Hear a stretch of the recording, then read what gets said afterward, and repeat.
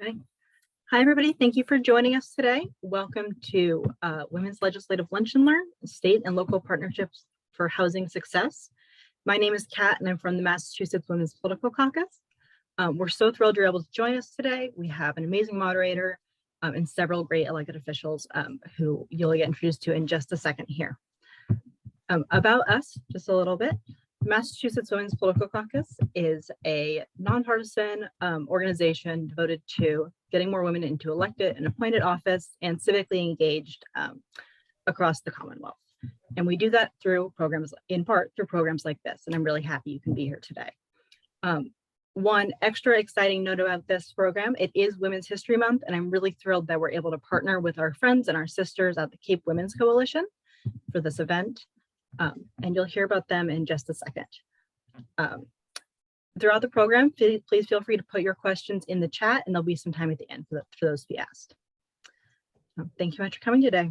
I'll turn it over to my friend Courtney, who will talk to you about the Cape Women's Coalition. Thank you, Kat. Hi, everyone. Thank you for joining us today. I'm Courtney Butler, the chair of the Cape Women's Coalition, or CWC. And the CWC organized about 10 years ago with the goal of encouraging more women to be active in local government and civic life here on the Cape. And we are a nonpartisan coalition of individuals and representatives of organizations and groups working together as an agent of change to encourage and support women to enter public life and become leaders through civic engagement. And we're so thrilled to have you all here, and we're so grateful for this opportunity to partner with our friends over at the Mass Women Political Caucus. So thank you so much. And to get started, I will turn things over to our moderator, and we're so thankful that you could be with us today, Alisa Magnotta, the CEO of the Housing Assistance Corporation of Cape Cod. Thanks, Alisa. Take it away. Yeah, thank you so much. And it's very fitting to have this topic during Women's Month, because it really is a women's issue. Most of our clients who live on voucher or in our homeless shelters are single moms. And so usually we're the ones that are holding the family together and trying to figure out how to, keep the lives stable of our children. And so it's great that we can all be here and gather today and really talk about this topic that obviously is near and dear to my heart. And what our organization does at Housing Assistance Corporation, help people who are literally homeless find homes, but also build housing for our workforce. And I love the topic today, and I love the speakers and panelists that are here, because we're not going to just talk about the problem, but we're going to talk about some solutions. And it's something that I get asked a lot. Okay, we know it's a problem. What can we do? And we're going to be hearing from some people that have really implemented strategies and partnerships through the course of their careers that will give us some inspiration and ideas of things that we can do today. So first we have Representative Sarah Peake, who's going to start off with the first question. We have Senator Susan Moran.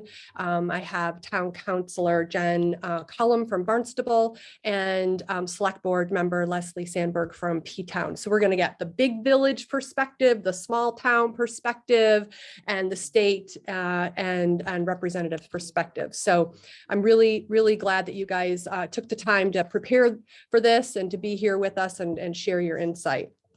So the first question, Representative Peake, is for you, and it's step back and tell us, how do state and local governments work together? Example obviously is housing, but it's very complex, right? There's legislation, it has to come back down to the town level. So walk us through that, if you will. You're on mute. There you go. I hate being that person that forgets to unmute. It's okay. You've done it for so long now. Alisa, thank you very much. And thanks for being the moderator here today. It's a great and important topic. I also just want to take a minute to thank the Cape Women's Coalition for all the wonderful work that you do here on Cape Cod. Often we're together for a Women's History Month luncheon. Can't do that, but it's great to be with you for this event. And to the Mass Women's Political Caucus, you are a longtime friend of mine, so I'm really happy to be participating in a program that you're co-sponsoring today. You endorsed me early on in 2004 when I had the nerve to stand up to an anti-marriage incumbent and run for office. I didn't win at that time, but it set me up to win in 2006 when she retired. And I will say another benefit, one of the people you sent to the district to help with standouts and going door knocking was Elizabeth Corcoran Hunt, who is now my legislative aide in my office. So it's come full circle, and you've been so helpful to me in so many ways. So thank you for that. How does the state and local government work together? I think I bring a perspective as a former select board member from the town of Provincetown and now serving in the state legislature for 16 years. It's a dance, and I mean that in the good sense of the word. And to dance, you need a dance partner. So we in the state need our municipal officials and our county and local officials to be our dance partner. And I think that local officials need the state to be a dance partner for them. And with that, we are able to get good things done. I think in the realm of housing, which we have spent a lot of time working on, thinking about, sometimes making just incremental change and sometimes sort of broad sweeping change, I see my role in the state as twofold. One is to set policy and put policy in place that provide tools for our local officials and nonprofits to be able to use at the local level, putting tools in that toolbox. And then it's up to people like Leslie or people like Alisa to decide if you're going to pull that tool out of the toolbox and use it or not. That's a decision for town meeting. That's a decision for town council. The second role, in my view, that the state has is to provide funding so that there is a source of funding to actually plan and build and continue to operate housing. The state has a pretty long history on the both the toolkit side of things and the funding side of things. Chapter 40B is probably the biggest tool that we have given to communities and developers to help develop housing and affordable housing. And that has been kicking around since 1969. So this is not a new tool in the toolbox at all. And it was enacted with the idea to help address the shortage of affordable housing statewide. And while it is controversial, Chapter 40B has been the biggest success story when it comes to creating housing here in the Commonwealth of Massachusetts. Just a brief skim overview for people who are not familiar with 40B. What it does is it provides incentives and certain zoning shortcuts for others and for developers and others to, if they add affordable units to their project. So if you are let's say a for-profit developer and you add 20 to 25% of the new units that you are putting into place, you get a pass-go sort of your ticket endorsed. And because time is money, a shortening of the regulatory process is important to those developers. And at the same time, it creates an affordable housing component of it. Is this controversial? Sure, it's controversial because 40B projects are allowed greater density. Those that often sparks controversy. In my district right now, there's a local 40B issue at Chloe's Path in Harwich. And what they're looking to do there is 96 apartments, 24 would be affordable in 2 3-story apartment buildings on 9.3 acres. So it's a big parcel, 9.3 acres. But the idea of these 3-story structures, 96 units, the neighbors have really come out in force to oppose this project, saying it's too large, that the preference is to have more scatter site housing, smaller little developments elsewhere. But quite honestly, I believe we are maybe past the tipping point on Cape Cod, and we're not going to get this done by, no offense to Habitat for Humanity, but by building 2 Habitat units in Wellfleet and having another one in Provincetown and maybe finding a place for 3 in Orleans. That should all be done. There's no question about it. But can we fill immediately 24 affordable units in this 96 unit development? Absolutely, we can. And we could fill another 24 after that. So 40B absolutely has its place.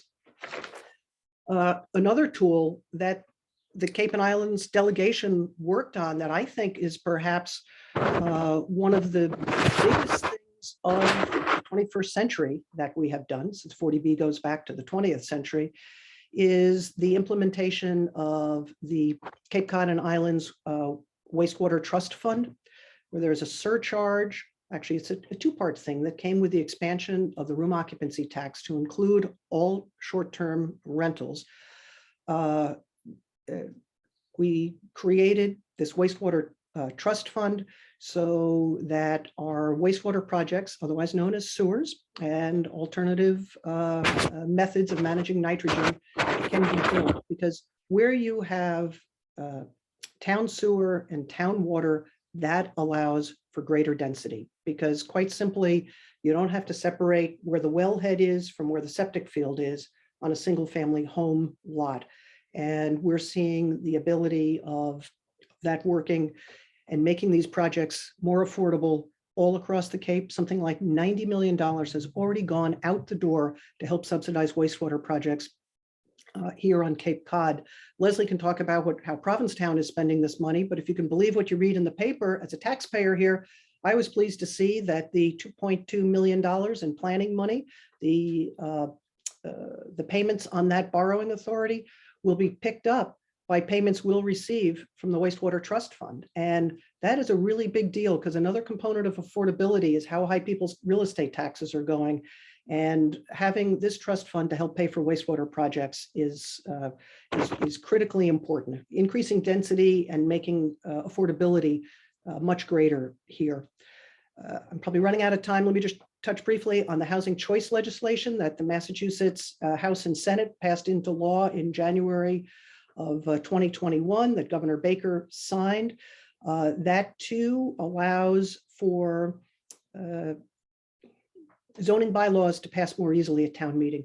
Prior to the housing choice legislation, it would require a 2/3 vote at town meeting to get any zoning change through. And if we're going to be serious about affordable housing, we have to zone for increased density. We have to zone to allow mixed use areas, commercial and residential mixed use. We have to rezone to reduce what our height requirements might be so that we can go taller in order to get more housing into smaller areas. Prior to the housing choice bill, all of that would have required a 2/3 vote, which is, anybody who goes to town meeting knows that's a very, very high bar.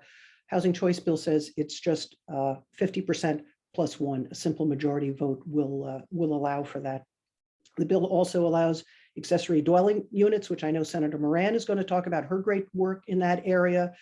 Open space residential development, 40R, which is state mumbly speak that talks about smart growth zoning districts and starter home districts and those types of things. So that too has been a major tool or a series of tools in the toolbox.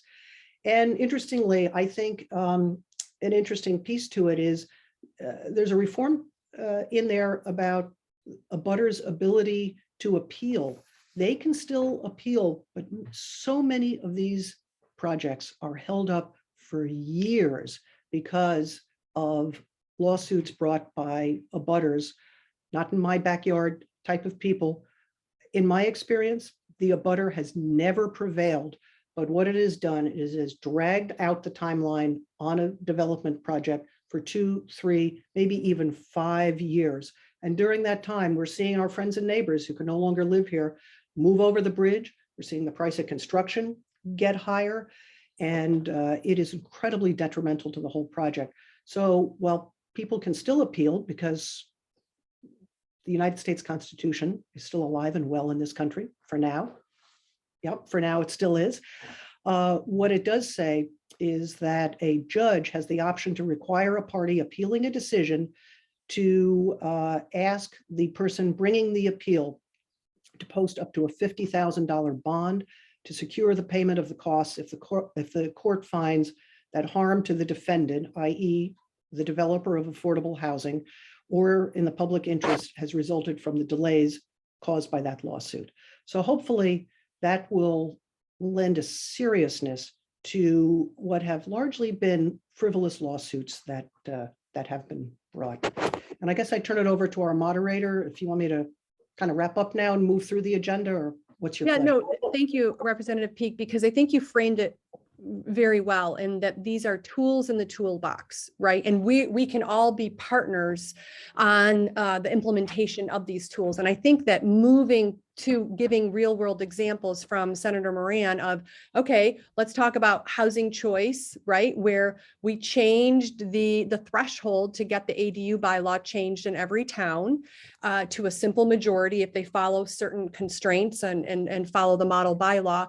But what does that look like boots on the ground, right? This is where it's hard to get our mind around the policy and the zoning and what does this mean like for real world. And that's what I love about the panelists here, is that we're going to get into the real world examples. So you set it up perfectly that these are the tools.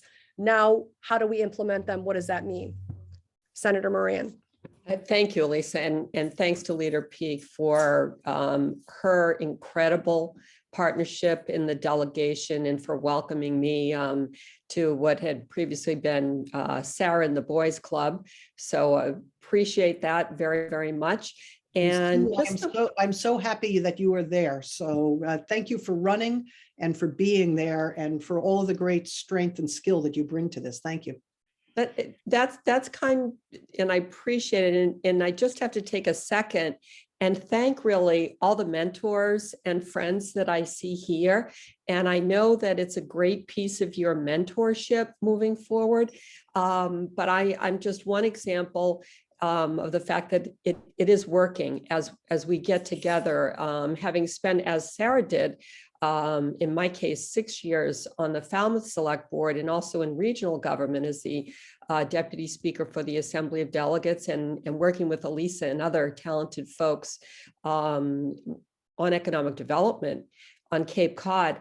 The one lesson that you repeatedly appreciate is that housing is fundamental, and our economic survival, the fact that we are a tourism-based economy, it's math. I mean, if we don't have housing for folks to live and work here, then, as a community, we end up, very boring, very limited, very expensive.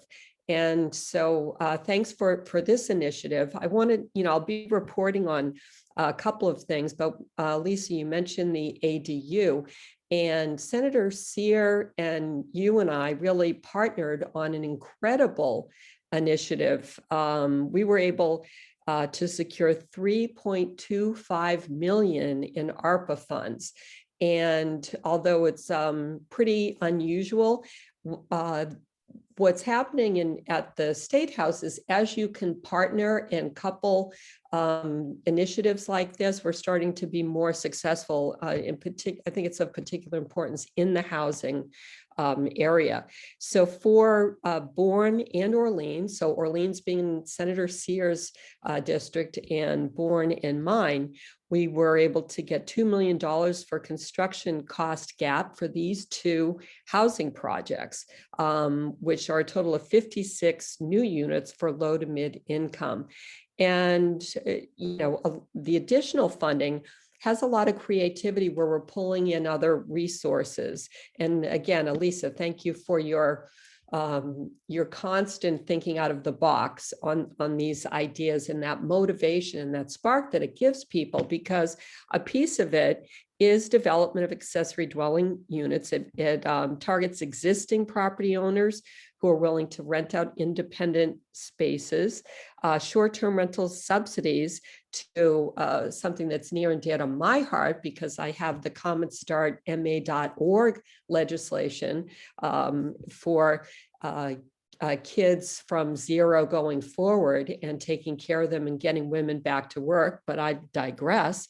This particular aspect, it focused on subsidies to early childhood educators and individuals who work with the developmentally disabled. So the creative piece is really looking at who we are as a community and plugging in resources for that. There's also an expansion of a regional housing advocacy coalition and some funding for resources to help folks take an active role in supporting and expediting decisions for new housing for their towns.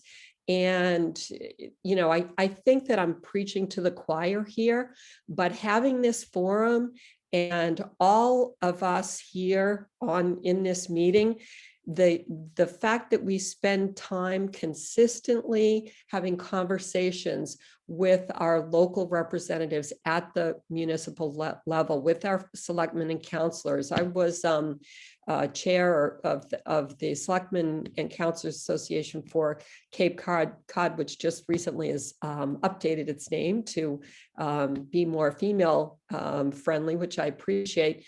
But to have those one-to-one conversations so that select people can really put some force to their town managers and to really get the tools that we need to move these initiatives forward. As Sarah was saying, you know, these are big concerns, having housing for folks, and we're taking bites, but we also kind of need to take a stand and really draw a line in the sand and to just say, you know, folks, this isn't rocket science. A lot of it is NIMBYism, as Sarah brought up.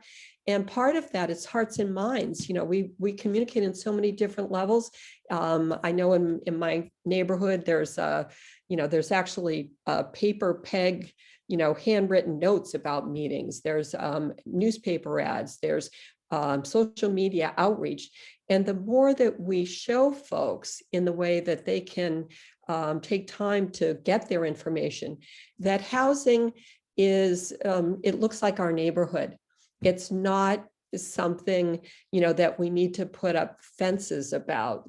Particularly as we age, which we're doing more rapidly on the Cape than elsewhere, we want to look at how does our living plug into housing, and it's with transportation options, it's with walkability, it's with visitability, you know, looking at options for all people. You know, just a quick report on a couple of things that we're funding at the state: emergency rental assistance. Can't tell you how important that is. I grew up, my grandparents were in a trailer. They were always housing insecure. My mom, you know, we started out in a triple decker in Medford, and, you know, there were a couple of younger kids she was home with. So at, you know, 4.5, I was walking city blocks to kindergarten. And you know, there so many moments that the best way to look at things is, you know, there but forego I. And I think that the more that we can, you know, really join hands with folks and problem solve together and make that the message, we're going to do much better. So as a state, we're putting in more rights for folks that might otherwise be evicted early. I think that Sarah was talking about the House has moved some things recently, which will assist in that regard. Advocates say that the state has spent roughly half of the $800 million originally available for rental aid. And I looked at a quote from Mass Coalition for the Homeless. Dozens of advocates sent administrators to Baker's office and just kind of flagged the fact that ERAP is projected to run out of funds in just over 6 months. We're hoping that additional federal funds are on the way. Massachusetts has launched its eviction diversion initiative in October 2020, and Governor Baker allowed a statewide moratorium on evictions to expire. And so when we look at people in urgent housing insecure situations, we've got to be more creative. A couple of things about development subsidies. I think, Rep. Fernandez has been creative in working with Nantucket issues, which I want to mention. But currently, there's legislation that would impose a transfer tax on all homes sold in order to create a fund for more housing. In 2019, Governor Baker proposed raising an excise tax on real estate transfers to generate money to help cities and towns adjust to climate change, and asked how that differed from what housing officials were looking for. He said that it was a dramatically different, smaller hike. So it's not going to come easy. Last month, the Revenue Committee endorsed local bills for such transfer fees to go to housing. This is the current list: Somerville, Provincetown, Concord, Arlington, Cambridge, Nantucket, Chatham, and then I guess Mayor Wu has also proposed something. So this is, when we talk about having bigger ideas and being more creative, these are some of the things that we're looking to do.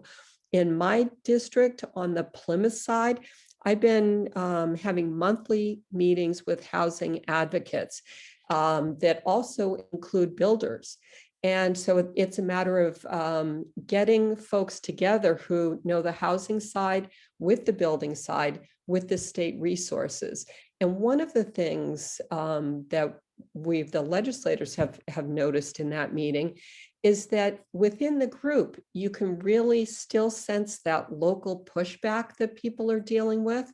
And so I just kind of want to circle around to the beginning and really thank you all for your local advocacy, and elect not only women, but let's elect folks who really are open-minded and welcoming to the folks in our community who really make us a colorful and interesting society. So anyway, that's what Cape Cod really is.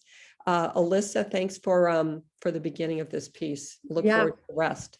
Yeah, and I like what you did there is make it about the people, right? Like, how do the policies translate to the people? Because that, the housing is just bricks and mortar, and the legislation is just legislation, but it translates to real people, our friends, our neighbors. And the reality is we are losing anyone who makes under $100,000. We are losing those households faster than we're gaining them in our region. And that has a very serious impact on our workforce and our schools, in our infrastructure for all of our towns. So it's not an us against them, like both of you have pointed out. It's like, how do we do this together? Because it is the backbone of our society. And Jen Cullum, who is a town council member in Barnstable, has been such a great advocate for years on the housing side, and all people along the spectrum of housing, from the homeless, which many of the homeless encampments are in her district. So she lives with that every day, but also really an advocate and champion for our year-rounders and our workforce and seniors and people who have lived here for years. And so I want to turn it to you because the local level. So now we've got the tools in the toolbox from Representative Peake and Senator Moran. And how does that translate down to you as a town council member and your work on the town council? Thank you very much for the introduction, and thank you to the hosts of the meeting. I really appreciate an opportunity to speak. Feel a little out of my league, I must say, but I will do my damnedest to be a stand-up counselor here from Barnstable. I want to say that I do have 2 dogs that go ballistic when the mailman comes, which might happen, and I might have to mute for a second while I move to a different area of the house. But this is our life in Zoom, I think. Zoom, it's fine. Yeah. Yeah. So, Barnstable has been shovel ready. I should start with myself first. I've been a counselor in Barnstable for 10 years. I term out at 12 years. I've run and won my last election.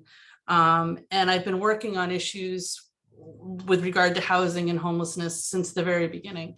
And I think if you Google me, I think I sometimes offer opinions that aren't popular. But I think about them, and I think about my constituents and what we particularly live with in this precinct, precinct 13, which goes from Hyannis Harbor all the way over to the Kennedy compound. So we have a real mix here.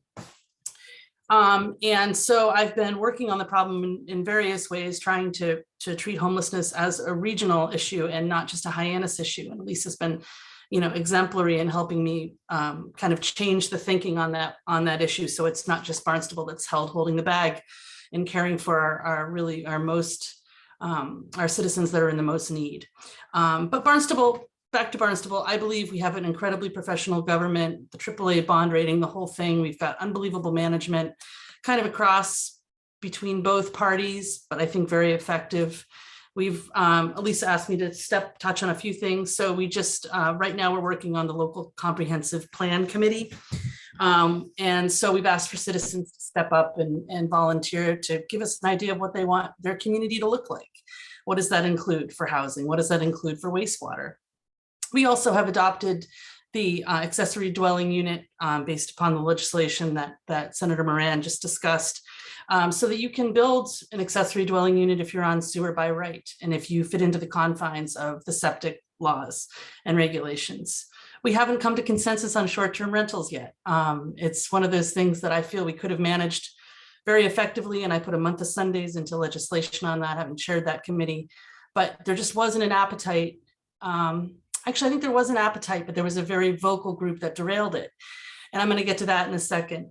The legislation that we wanted to pass allowed it all in Barnstable. You could have a short-term rental in Barnstable, but we had then a regular general ordinance that would address bad players. But at any rate, that didn't fly. So I think we're going to pick that up again in the next couple of years. The EDU thing, back to that, we do expect that will, it'll take the edge off a little bit. I don't think we're expecting it to solve our problem, which is we don't have enough housing for people who work at Starbucks, or people who work in schools, or people who are new police officers in town. And so I think we really need creative solutions. And I'm thankful for the people on this call who've done all the work to put the tools in the toolbox. And I do feel like Barnstable really takes advantage of those whenever possible. There are zoning district changes. Yes, that's a huge deal. And, we meet constantly trying to figure out how we can make our Main Street in Hyannis special. And it's hard when you have the 132 corridor and all the box stores, and we have a new Kmart Plaza going in. Like, what are we going to do on Main Street that makes it attractive and viable? And so Alisa held a meeting the other day that was amazing, that talked about ways where we can benefit the economy by housing, by building up downtown. And I know that there were some people who are normally against development that showed up at that meeting and spoke to me after the fact and said, that's a really interesting way of looking at things. So, what does the future look like? For me, I am boots on the ground. This is where the rubber hits the road. My phone blows up all day long about particularly one property that is now under agreement for development, which is 35 Scudder. You might have read about it in the paper. And so that's my precinct. And I find that people are incredibly uninformed. And it's a very emotional argument. And I've been thinking a lot about this issue. And one of the things I find that is really concerning to me is the lack of the media involvement. It's been a little better with 35 Scudder, but there was an article in the Provincetown Independent the other day about the Cape Cod Times. What's going to happen with the Cape Cod Times with a lack of reporters that are local that really care? There just aren't enough to contact me, to ask me different things about my precinct, to go to the Hyannis Civic Association, take their temperature, and to report really in a fair way what's going on both sides of the aisle with regard to these huge developments. So what happens is that it becomes a vacuum, and pretty soon misinformation is just information. And it really skews the argument for NIMBY. It really allows people to say, well, I heard this, therefore. I can't tell you how many times at the town council meeting we have people speak and they're mistruths. I don't think that they're outright lying. I think they understand the problem incorrectly. I think that there's no real sense of understanding about how big the problem can be and the minutia, quite honestly. I think with regard to 35 Scudder, we have a for-profit developer that wants to go in there. And, people don't understand that if the for-profit developer goes in, we can get mitigation money that can help our infrastructure. We can help our sewer plant. We can work on Storts Creek more. We can provide a little more conservation land. They don't see that. And they also don't understand that if that doesn't happen, 40B can happen there. And that'll be a totally different animal. So I think there's good and there's bad with housing, but I don't think people understand necessarily the complexity of the situation or the basics. So then how do we fix that, right? This has been vexing me forever. And, during COVID, we've always done business the same way in Barnstable, right? We have a lot of retired volunteers that, God bless them, they put their time in with these volunteer committees. Some are quasi-judicial committees.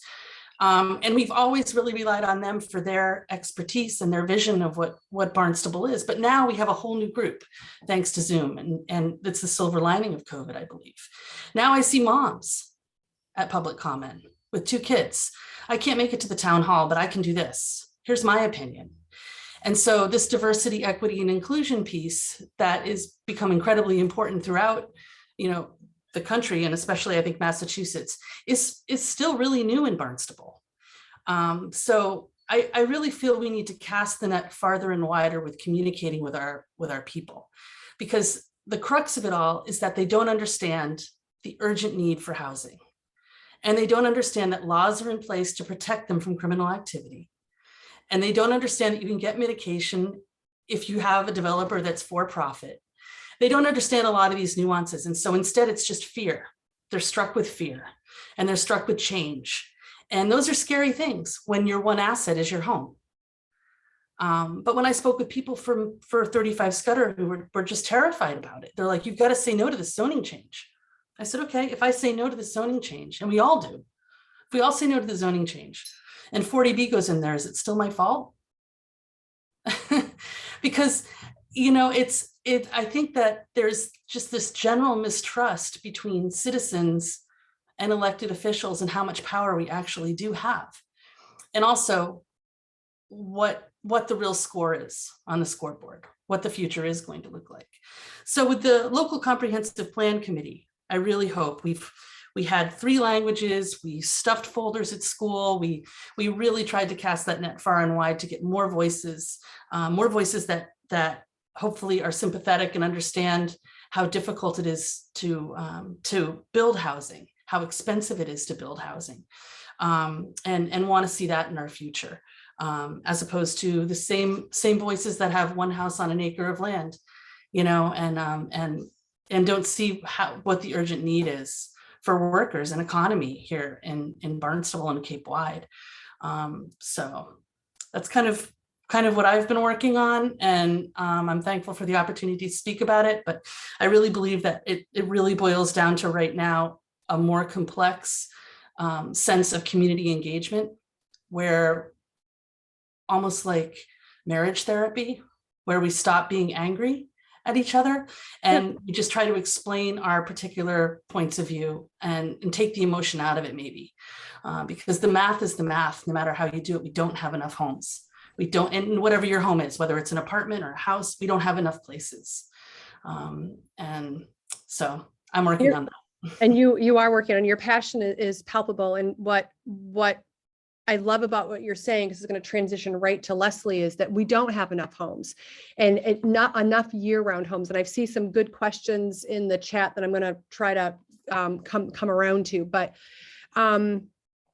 it's not just capital A to affordable homes, right? It's attainable homes for people that make a decent wage.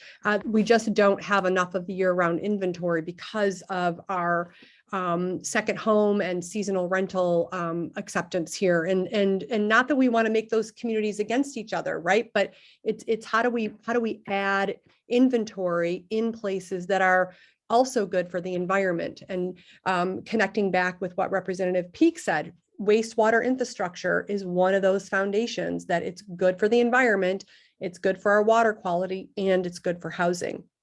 Right? As a housing developer, when I go in to build a project, I have to put in a treatment plant, right? Unless it's hooked to sewer. So that's going to save me money to be able to connect to sewer, which translate to what Senator Moran said about the affordability in the community and the affordable component of that housing. And so as we weave through our speakers, right, town council person Jen Cullum can talk to us about, like, she's trying to take these policies and make them real in her district in a village that is really, really challenged by the poverty in the village, as well as the wealth in the village and the land use policies. And how do you balance those decisions? And this is where advocacy and us all being knowledgeable about the issues to speak up about them is so vitally important, because this impacts all childcare. I'm reading, and you guys could all give this talk. The housing impacts every single one of those issues that you're bringing up. And so select board member Sandberg is in P-Town, and they have changed their AMI to be 200%. You have not changed it. You're trying to come off mute. Not quite yet. But not quite yet, but you're at what, 120 now? You guys are above any other town, but you're in the process of. So talk to us about, like, okay, here is the canary in the coal mine. P-Town is like probably Nantucket was, 10 years ago. You guys are really, really taking this seriously, the challenge, the loss of workforce, the restriction on land, and putting a lot of resources and tools in the toolbox there. Well, hi, everybody. First off, I want to say hello to everyone. I want to especially say hi to Representative Peake, and thank you so much for all you've done for us. And Senator Moran, it's a pleasure to know that a fellow Tufts alumni has made it to the State House. I know you'll, and I look forward to meeting you in person someday. Go Jumbos. Yay. And Councilor Cullum, thank you for all you're doing. I'm aware of the politics in Hyannis, and I think you always hold your head high when you're trying to do the right thing. And thank you for what you do day in and day out. I also want to say thank you first to Courtney, to Alisa, to Kat for putting this together. And I want to say hello to everyone who's on Zoom with us. Yes, I am a newly elected, not quite a year, select board member in Provincetown. And I ran because I wanted to solve problems. That's what I think the main focus of government is. And one of the largest problems we have right now is housing. And you would think Provincetown, wait a minute, there's not a lot of people out there, it's a small place. Well, it is a small place, but we're actually a small town with larger city problems. We basically have what is 75% of our land out here is National Seashore. And we are a dense whaling village. And so everything seemed to go, I guess what I'll say is, one thing I learned about housing is that in 1980, it was identified that housing was going to be an issue out here. And so now we're at the cusp of crisis. And what I will say is, in Provincetown, is that number one, housing we can't build our way out of this, not in Provincetown.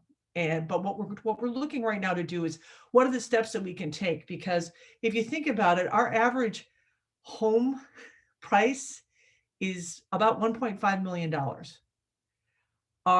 But we also have the lowest median income on the Cape.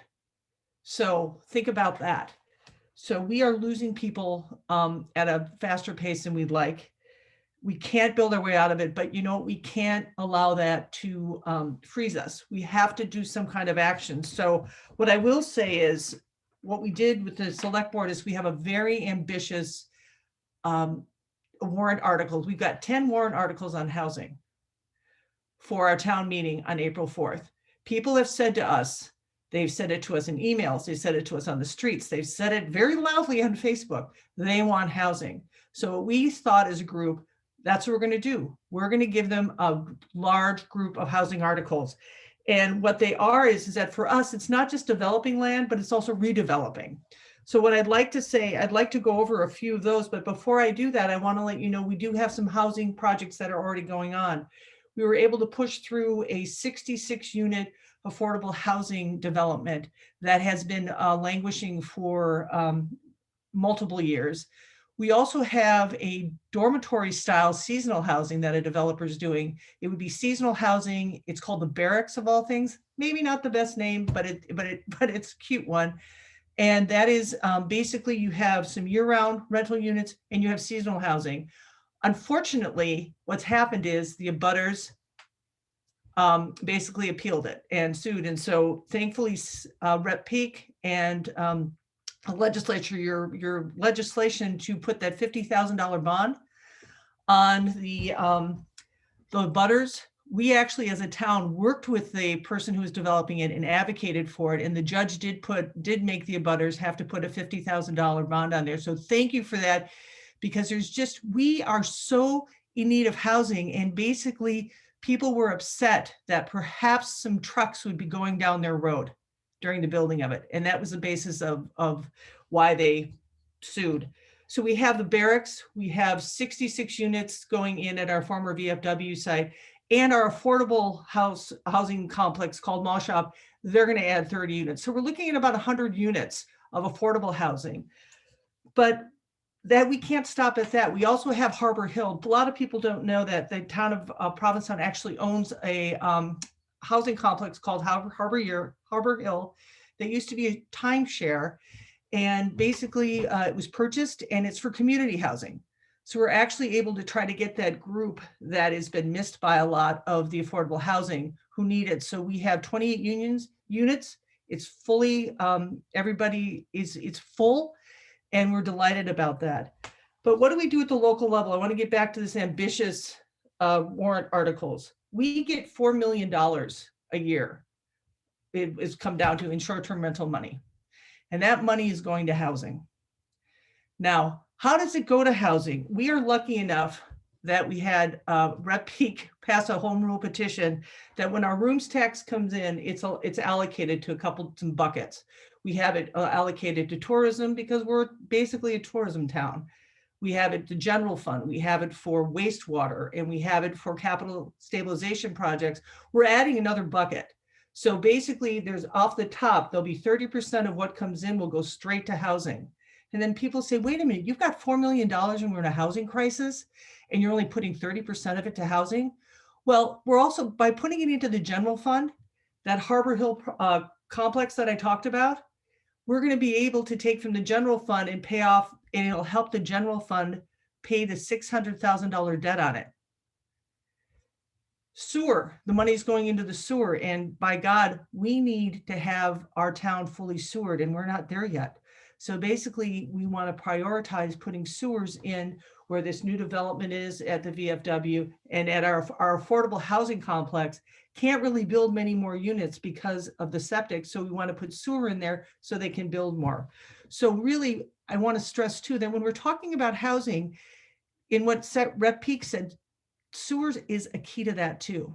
It will bring you density and it will protect the environment. And I think it's a very important thing for people to realize that they go hand in hand.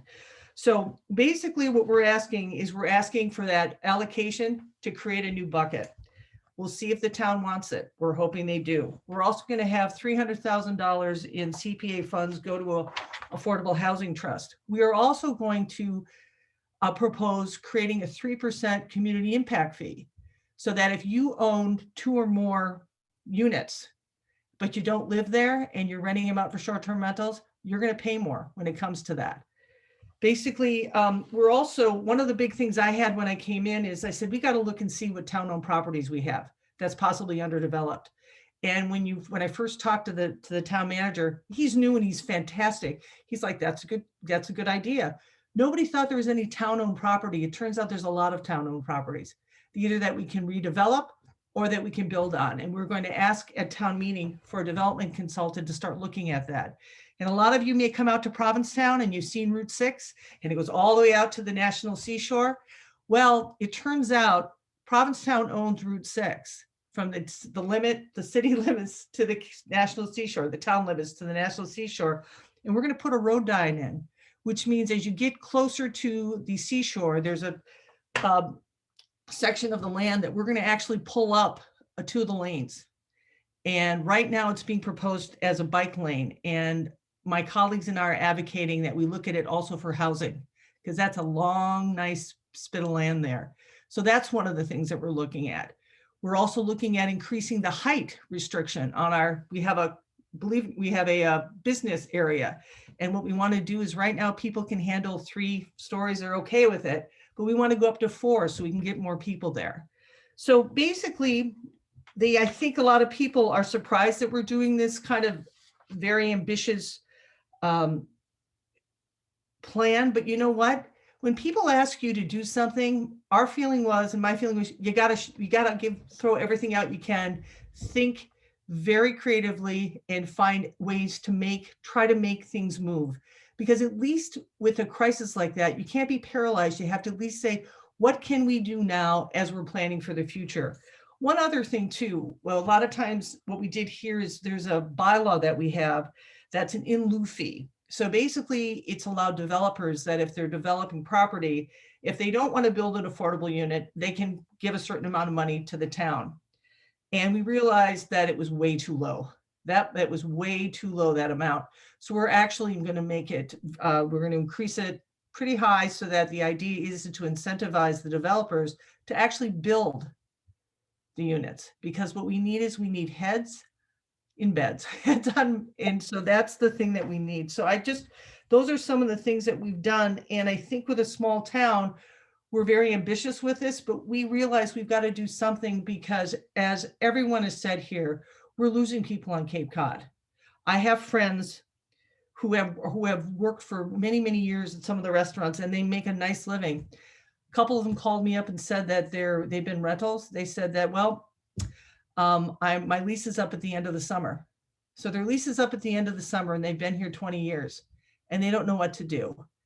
And bottom line, why is that? It's because somebody has offered the person that owns the house that they're in a nice sum of money. And, you know, for some of the people, it's not necessarily the people that originally owned it, but if they pass away, it's the next generation. So we are really grappling with, what do you do to find a way that when you have such a hot market, preserving some of the buildings for people to rent? And we're not there yet. We don't have the solution, but we're sure as heck working hard for it. And so You are, and the external factors are real.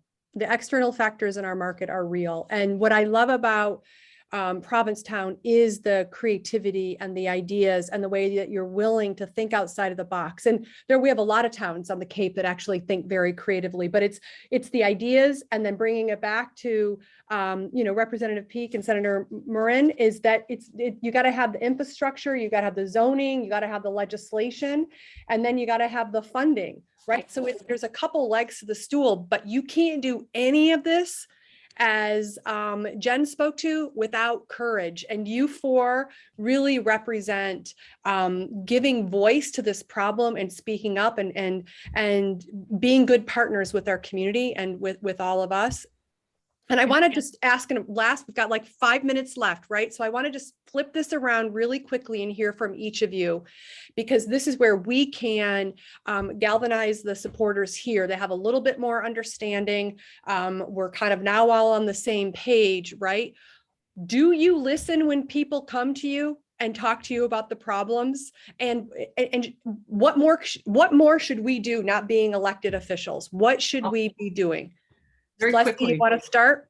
Yes, we listen. If you do not listen as an elected official, you should be voted out of office. All right. What I ask though you do on a local level is come to us and talk to us in person.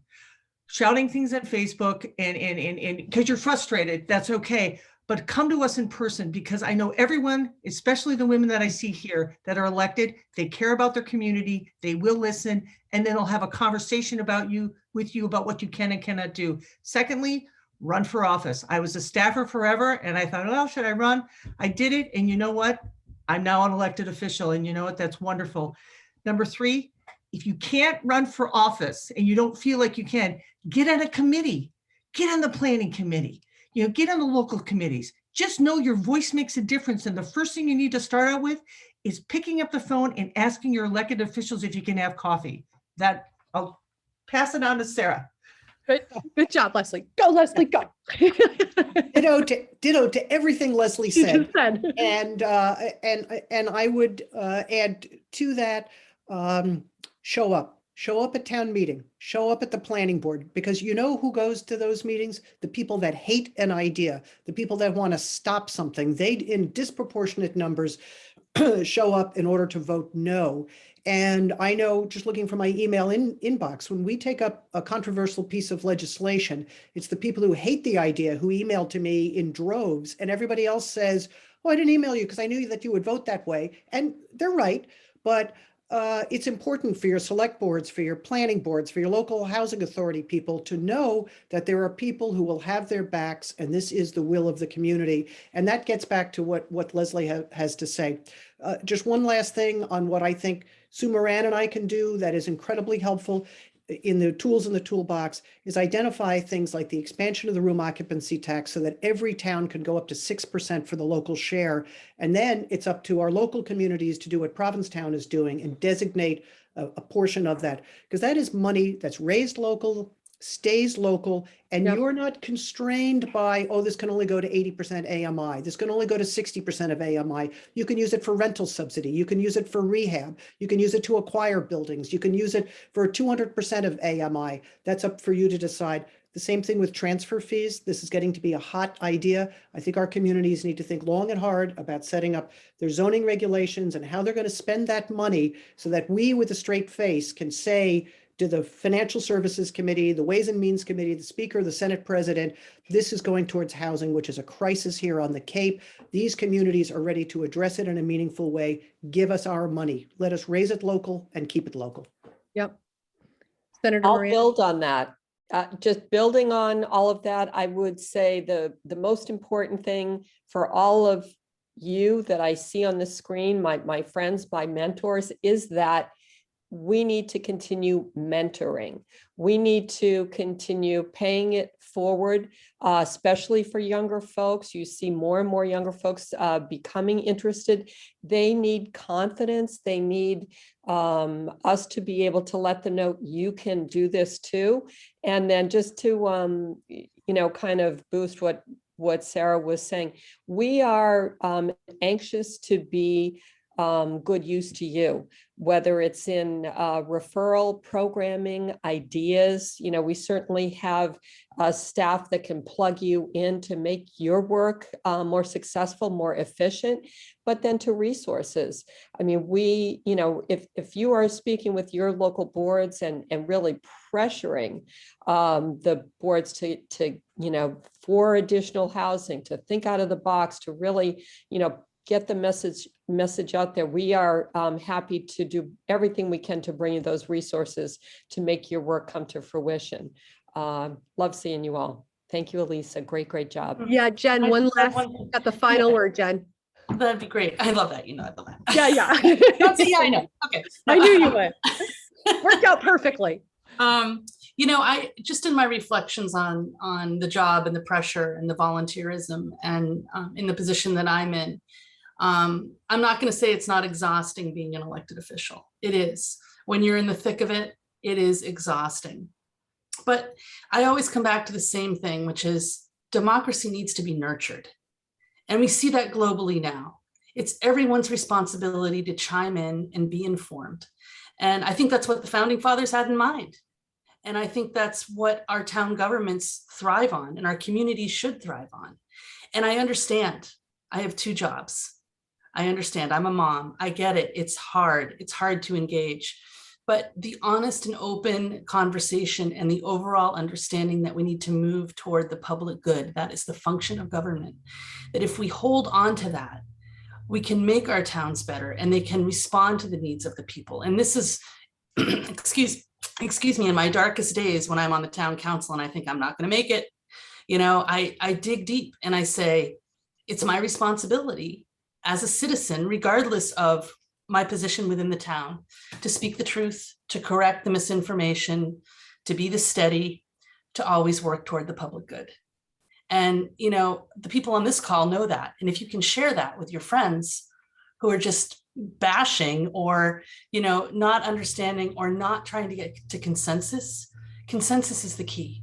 if we can get to consensus and we agree on 95% of everything, it's really that 5% where we go like this.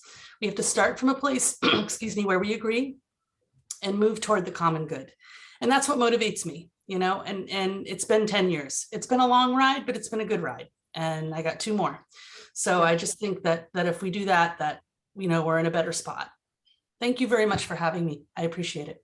Yeah, it was a great discussion. Thank you all for joining us. And I think I'm handing it over to Kat for closing. Is that true, Chloe? Yeah. Okay. I'll go ahead and just take 1 minute here. Thank you everybody so much. Thank you to all of our amazing panelists and moderator. I feel like I learned so much. I'm just gonna be soaking it in for a while. If you want to rewatch this later, because there was so much good information, we'll have it available on our website at in a couple days. To Jen's point about, to Leslie's point about running for office, or everybody's point really, if you want to run for office and you're not sure where to start, you can reach out to us. We love helping with that. We love sort of chatting with folks about how to get started. And we also have a masterclass series about how to run for office. And our next class is actually going to be end of March in partnership with the AFL-CIO about endorsements. So reach out and we can help you get all signed up for that. Thank you to everybody who joined us today. I hope to see you at the next event, and our contact information is in the chat. Thank you, everybody. Bye. Thank you. Thank you very much, everybody. Thank you.